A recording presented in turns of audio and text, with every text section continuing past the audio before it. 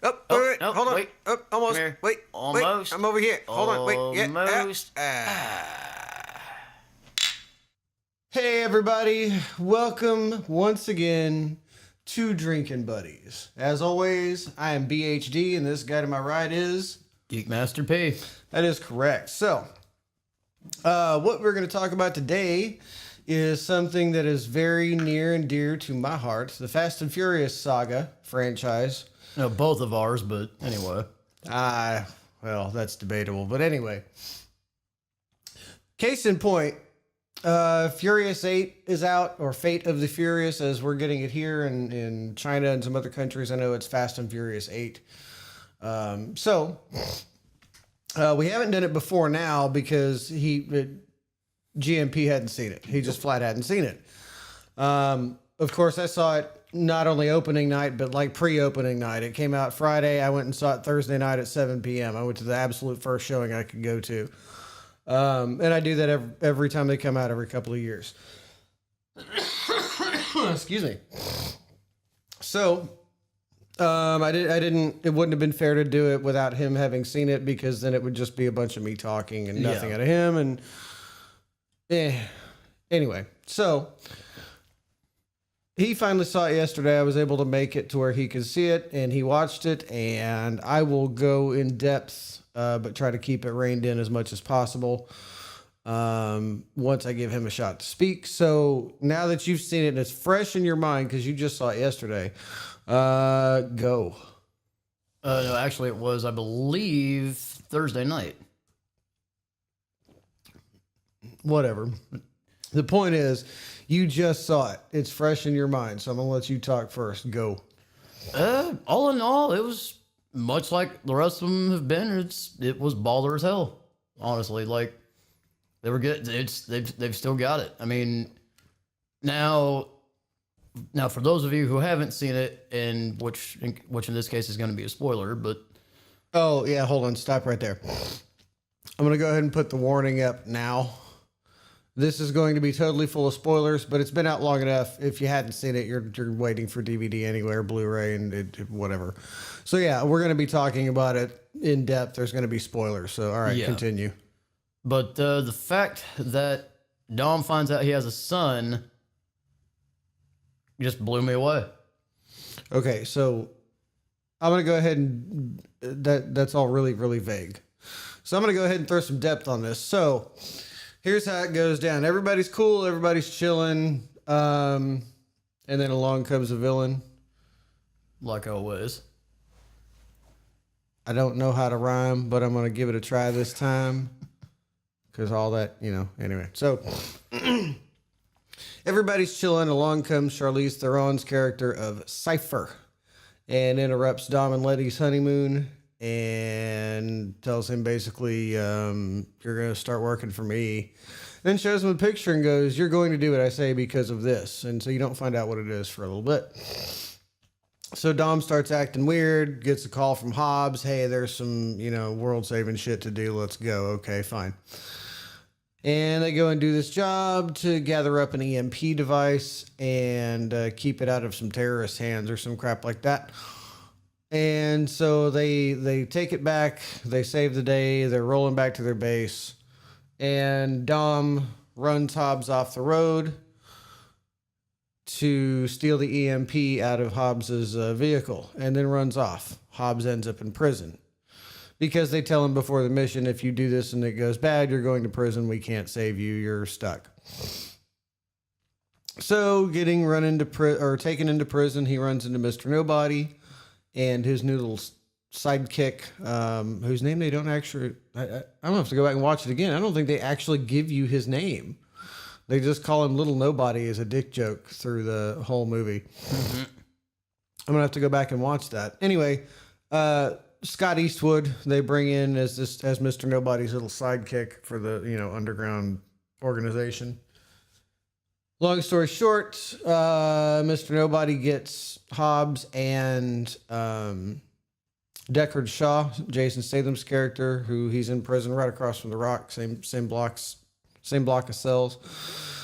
Gets both of them out of prison to try and track down Dom and Cypher. You kind of find out over the course of it, yeah, I gotta condense this.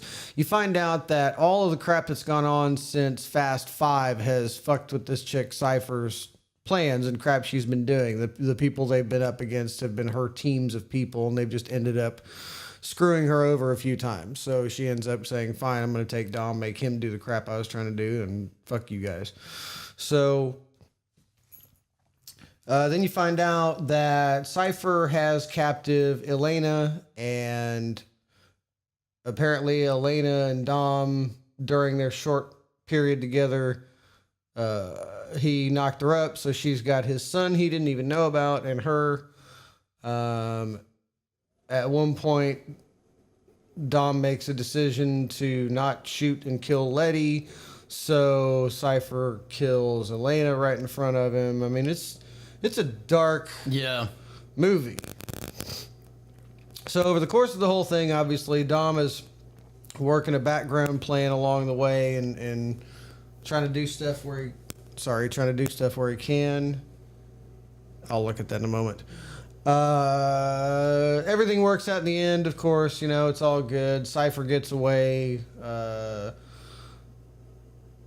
Owen Shaw from Fast Five, which is Deckard's younger brother, the guy, I can't remember the actor's name, but the villain in Five, makes a comeback and working with Statham, his older brother. It's all pretty good. It's really good, but and it's definitely a, well, we're just moving forward. We're living life and we're part-time world savers kind of sort of thing. It's kind of cool, but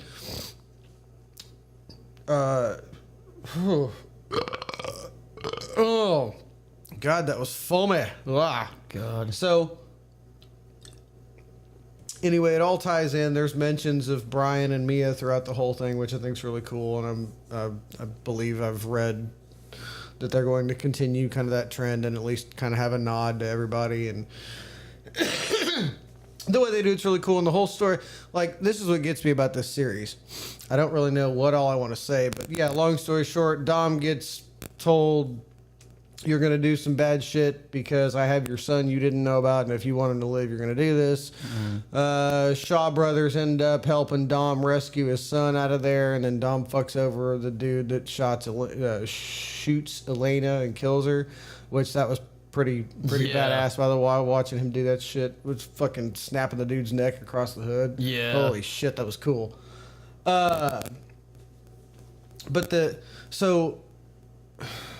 I lost track. See, this is Drinkin Buddies. We start before we film, guys. I mean, you got a primer. I want to explain this in such a way that if somebody who's never seen it or buys all the other hype the negative people say about, it's just some stupid bullshit, Ocean's 11 shit, whatever. Like, it's not. Yes, there's a lot of that, and if you want to critique, that's not real, it's not real. Good, let's talk about Mission Impossible. Let's talk about fucking The Expendables. The Expendables. Yeah, come on. You want to talk about, it's not realistic? Get fucked. Like, really? Let's do that to every single movie then. You blow me. But every time you go see a movie you like, it's all about suspension of disbelief. Fuck you. Use it here. But it's not just become an action franchise. Beneath it all, if you really go back and watch everything and think about it from the standpoint of just watch the character development. Don't worry about what the fuck else is going on necessarily. Don't worry about what the objective is. Just watch how the characters interact and develop over the course of the story. And there's an underlying theme of family, family and trust and loyalty and all that shit. And that shit's hard to come by these days. So I have a whole lot of respect that they continue to do that. And that's always been the biggest part of the story. But it's so sad to me that most people just don't see it. They watch right past it and don't even see that it's there the whole time. And I think so many more people would have. That's why there are hardcore fans like ourselves, because we see all that and go, it's not, we're just buying into these superheroes. No. It has nothing to do with that at all. There's an underlying theme and message to the whole saga. And I am ongoing, as the movies have come out on Blu-ray, I am taking it, or have taken it upon myself. I currently have all 7 currently released movies edited together. And when 8 comes out on Blu-ray, I'm going to add that to the pile, and then 9 and 10. So it's one, because it is one complete ongoing story by the end of it, by 10. It's a saga. It's not a trilogy. It's not it's a saga. It's an ongoing saga. And so, but what I've done is not just stuck them all together, you know, in order of release. They're, because of the way things went, whatever happened, studios, actors, whatever. Yeah, to mix the it up reason a bit. was as to why, you know, they did 1, then 2, and then quit. And then I think when Justin Lin came along and did Tokyo Drift, I think he was just like, well, I'm going to have to make up my own thing now, which is why we got those characters, because there was originally no relation to any of the original cast or story or anything. It was all a standalone deal. There was never meant to be, you know. And then the story I read was Vin Diesel heard about this movie was being made and went and visited Justin Lin on the set and saw what they were doing, and that got him kind of sparked and going, okay, you know, Yeah. can we do this again? And that's supposedly or allegedly what started That's the also talk why, of 4. Yeah, and then that was also why he made his little cameo appearance at the end. Yeah, was because they had already decided, yeah, we're going to go for this, so I need to tie it in somehow. And I don't know what their idea was by doing that cameo, because they really had to. And a lot of people probably that have seen all of the movies haven't even caught this, I would bet. But they really had to, because it seemed like what they were going to do was just have Dom show up and they were going to somehow fire it right up from there. Like it was going to be a continuation. Or at least that's what the cameo when it first happened left you with. Like, oh, wow, they're going to continue from here or something. Yeah. But then, I'll tell you, because that's what I thought. but then, and I initially. appreciate and love that Vin Diesel did this. Vin Diesel and Chris Morgan, I believe, was the writer. How they got together and went, okay, well, let's fill the gaps. Let's go back and go, okay, well, but from the last time you saw Brian and Roman and none of the other cast that were barely mentioned in 2. Yeah. They talked about Dom a little bit, but not by name. Yeah. And then, so they're like, well, let's go back to here's what happened from here to here. And that's why we got 4, 5, and 6. So anyway, the point is, what I did is, because of all this and the way it actually worked out, I went and cut them all together in sequence in the order that the story goes. Which makes more And sense. had to do some creative stuff of my own. And I think if I could, like, I will gladly, if anybody is curious, with 7 tacked on the end of it, from 1 all the way through to 7, and I cut out credits and stuff like that, so it hops movie to movie seamlessly. There's no credits, no bull crap, I cut off intros where I could, all that. So it's just one long seamless deal. But it clocks in at just a hair over 13 hours. It's like 13 hours and 47 seconds. Yeah. It's an all day, I'm going to get stoned on the couch or whatever, or get drunk on the couch or whatever it is that you do and veg all day and just watch it. But I promise you, if you commit to it, you'll either absolutely hate it, never watch a single one of them again because you'll be like, screw this, it's dumb, and you're just not going to get it. Or you will go, oh, that makes more sense. Yeah.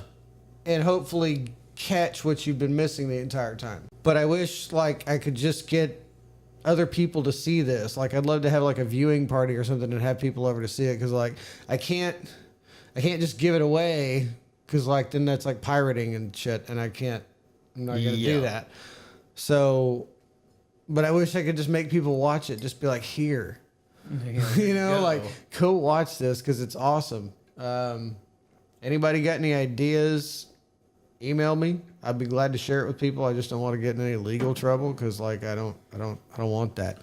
And you just don't need that right No, now. I don't want legal trouble, but I do want to share this with people. I don't want to make money off of it. I don't care. I just want people to see it. Like, I'm not trying to make one over on the movie studios or anything. But yeah, it's good. So we got way off track.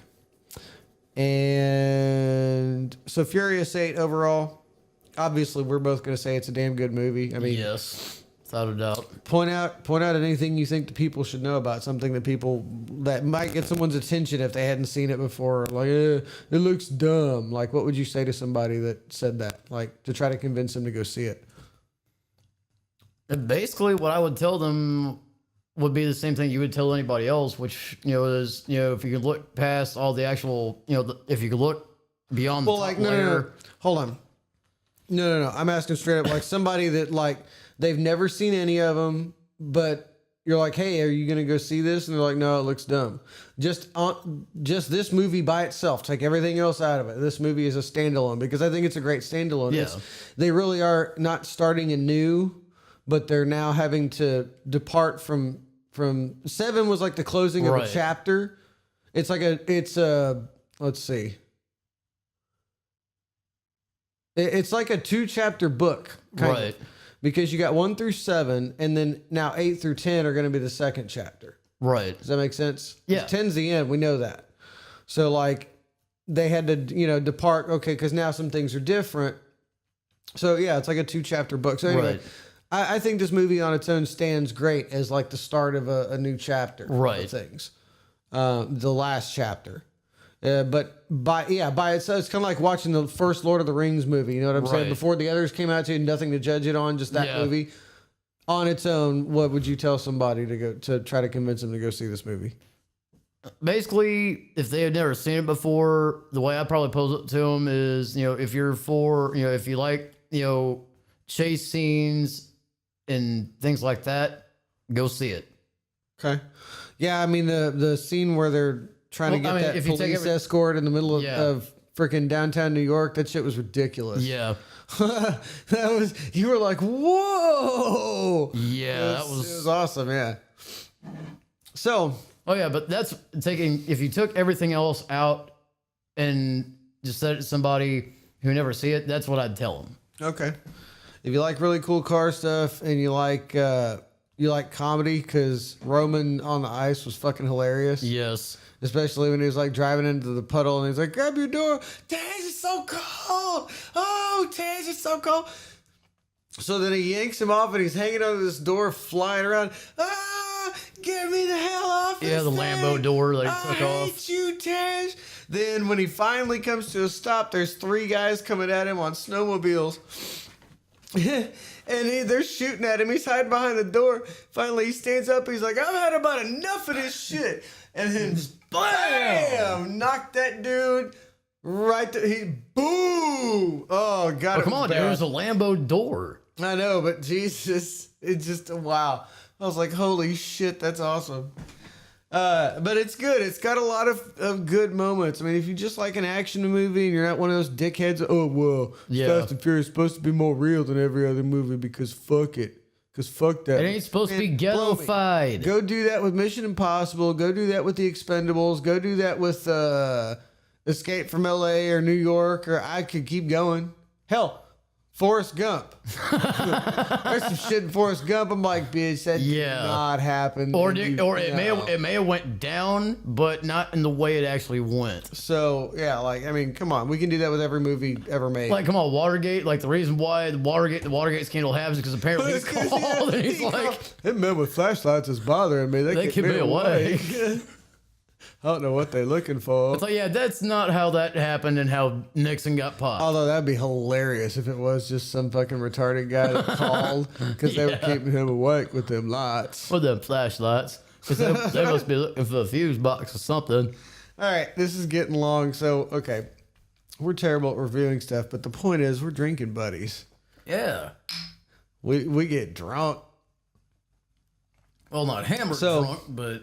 Yeah. No, we are going to have the Drinkin Buddies drinking contest one day, but we need like a second camera guy. Yeah. Or Somebody like who's a not camera guy so we can move around and that like, and have at least one person who's not completely inebriated, you know? well, yeah, but like I said, that way so we're not stuck at the table drinking because that'll get boring fast. We need to be like moving around and doing shit like assholes. So anyway, guys, Furious 8, I will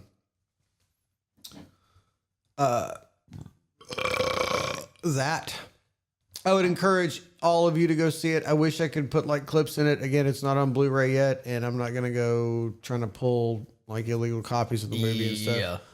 Is that bad? Plus, it's copyright material, and we're small time. I don't really want to have to deal with messing with it.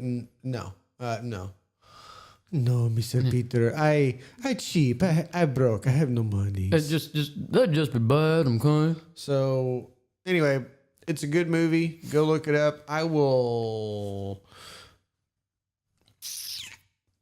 tell you to go look up their channel. Guys, I'm sorry. Unfortunately, I can't be like paying for using copyright stuff. So, go see it. Furious 8, Fate of the Furious. Looking forward to 9 and 10. Yes, April sir. 19 or April of 2019, and I believe also April of 2021. Basically, keep it in line. We suck at our jobs, but thank you for watching anyway. Yeah. Yeah. This is Drinking Buddies, everybody. My name is BHD, and this here is Geek Master P. That is correct. See you folks next week. Oh, wait, no, hold on. wait. Oh, almost. Come here. Wait, Almost. Wait, I'm over here. Hold on. Wait. Yeah. Almost. Ah.